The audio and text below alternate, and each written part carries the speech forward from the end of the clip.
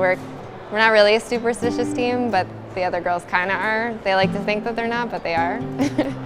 Emma's a little I think it's just because she likes sitting in the front seat for the car. So if we win and she's sitting in the front seat, then she has to sit in the front seat the entire time. Okay. Me and Lisa, for our pregame, when we do our practice before the game starts, we always high five before we slide, and then she has to slide first before I do. I don't know why, but if I go first, then it's not good. Rachel's not very superstitious. She just kind of laughs it off when Emma says some things, or Lisa, or whoever.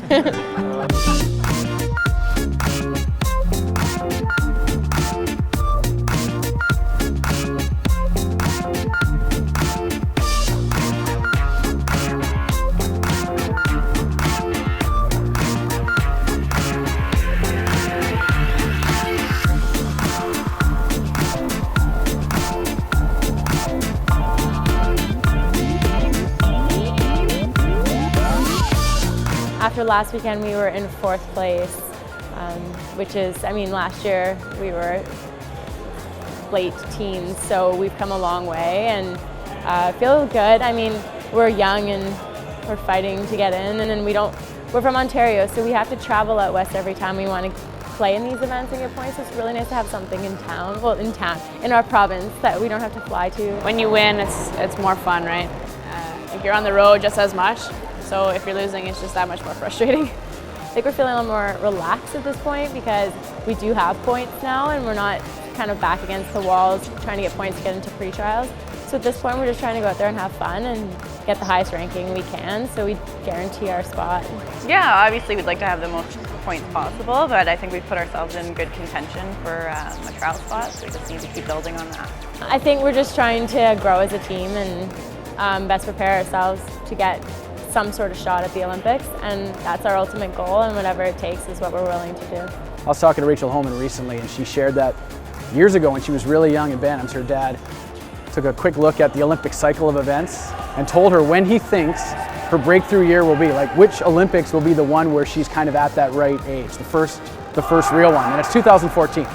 It's Sochi. And now here she is, you know, already a veteran in the sport of curling, you know, at such a young age, and definitely going to the Olympic pre-trials with a chance to go, and possibly by the end of the season could get a direct berth into the Olympic trials.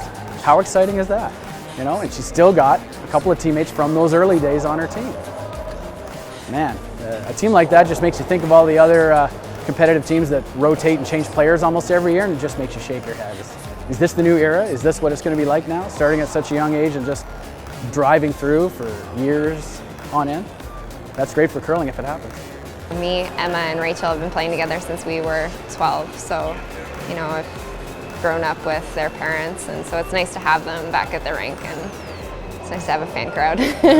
You think about it, they've been televised ever since they were still in juniors. Whether at the junior nationals, they were at the pre-trials before, they've been to the Worlds. They've had that exposure, and with the lights, the cameras. So no, I think they focused that out, and I think that's part of the growing and the maturing as a team.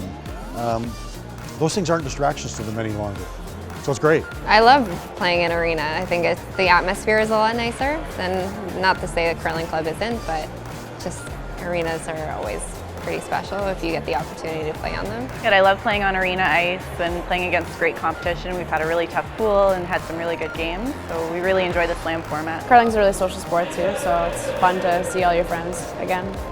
There's a lot of European teams here, and so everyone just kind of meets up here and gets to hang out and see each other. It's fun to see Eve again.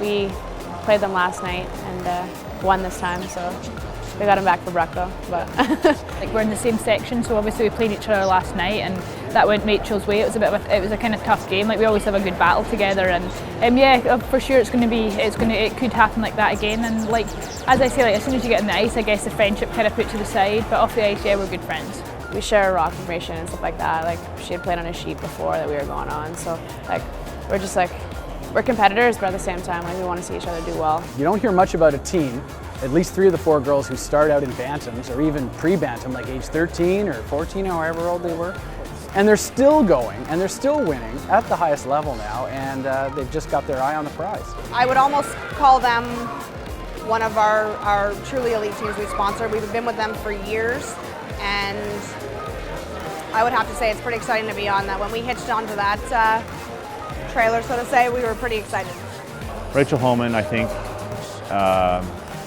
they are going to be a huge force in women's curling. They already are.